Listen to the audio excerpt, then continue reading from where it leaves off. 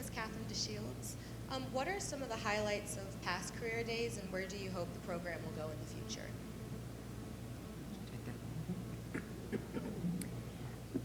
Some highlights, I recall one of our very first career days. It might have been the very first one we had. We had as our keynote speaker Ken Lowe. And at the time, he was the COO of the E.W. Scripps Company.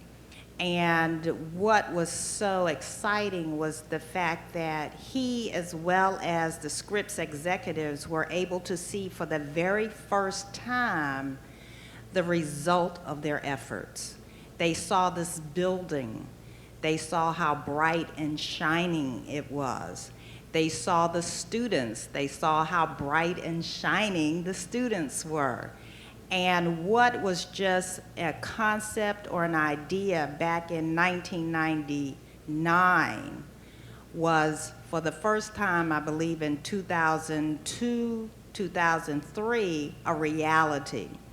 And the other thing that I think has been a highlight is the fact that we have had students go through the internship programs and were blessed with the expertise and the talents provided by the Scripps executives and the Scripps family. And now we have graduates who are part of the Scripps family. And that was the whole dream, that was the whole concept for Scripps to make an investment in the Scripps Howard School, in the program, in its students, to diversify the workplace, and it's actually happening. Thank you. Hi, Jacqueline Flowers again. For Professor McDonald, what exactly can seniors get from this? We can't really utilize Semester in Washington and some of the internships. What exactly can we get from Scripps Career Days this particular year? The question was, what will seniors actually get from this Scripps Career Days? This is actually one of the first times that we've had serious things to offer.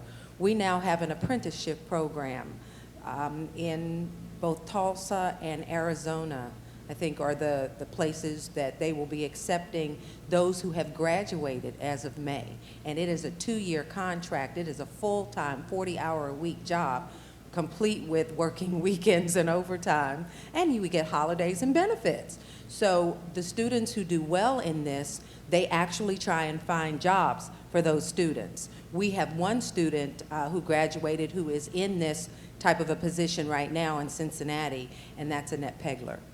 Thank you. You're welcome.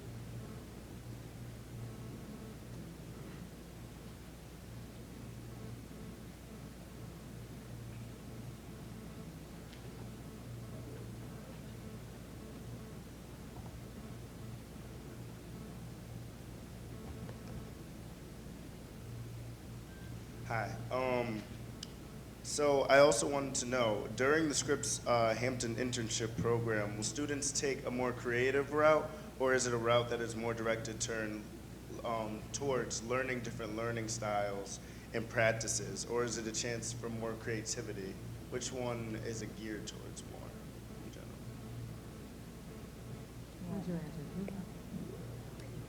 The placements can vary, and the responsibilities can vary.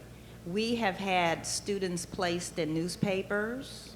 We have had students placed in television stations, not only in the newsroom, but also in creative departments where they're actually helping with the creation of ads and promos.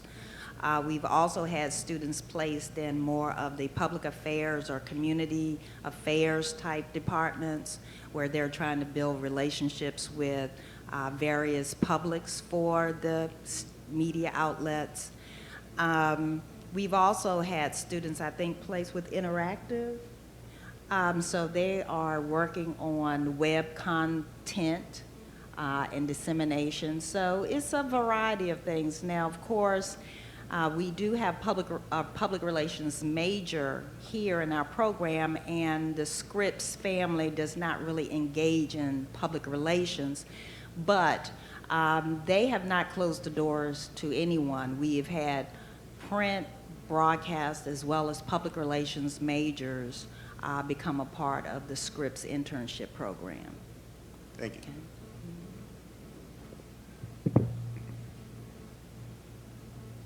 Hello, this is Courtney Miles again. As far as the internship is concerned, what qualities are you looking for in a prospective intern? Okay, let me, and then First of all, a strong work ethic.